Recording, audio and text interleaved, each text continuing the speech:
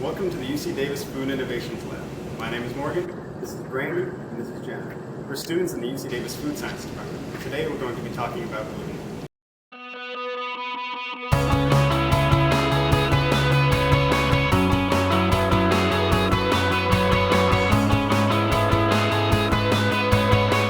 Gluten is actually a protein complex. It's made of two different proteins, gluten and gliadin. So in flour, about 10 to 13% of the flour is made up of protein, 90% of which is the gluten. When you add water to the dough, to the flour that has glutamine and gliadin in it, it becomes hydrated and forms gluten. When gluten makes it possible for the dough to be elastic enough to expand and hold gas, the yeast in the dough eats the sugar and produces carbon dioxide in the dough.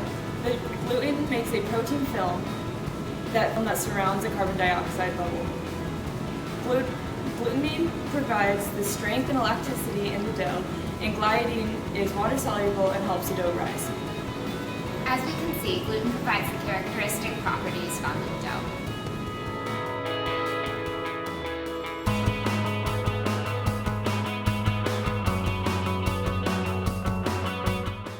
Gluten is found in many foods that you are probably already familiar with. Anything that contains wheat or other flours is an ingredient.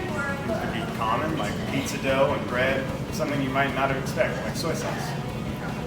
Gluten is found in whole grains. Whole grains are high in fiber and B vitamins and minerals. They're abundant and affordable, so that is why gluten products are cheaper than non-gluten products. However, for patients with celiac disease, gluten triggers an allergic reaction in the immune system. Specifically, this allergic reaction occurs in the small intestine when it becomes inflamed, irritated, and swollen, which causes long-lasting damage. The small intestine contains these little villi that are responsible for absorbing nutrients. So when the villi are exposed to gluten, they're damaged and malnutrition results. Symptoms of celiac disease include bloating, stomach ache, anemia, headaches, fatigue, among other symptoms.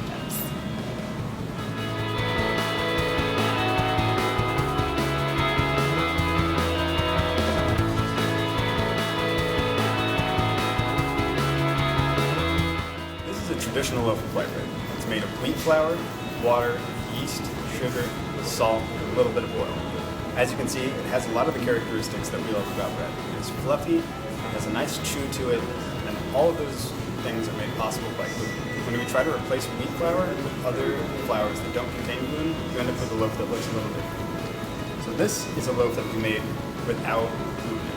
It's to provide that same body without having wheat flour. We used sorghum flour, tapioca flour, and rice flour. And then try to get that structure that the gluten normally provides to trap the CO2 bubbles. Uses tapioca flour and salmon to provide that matrix.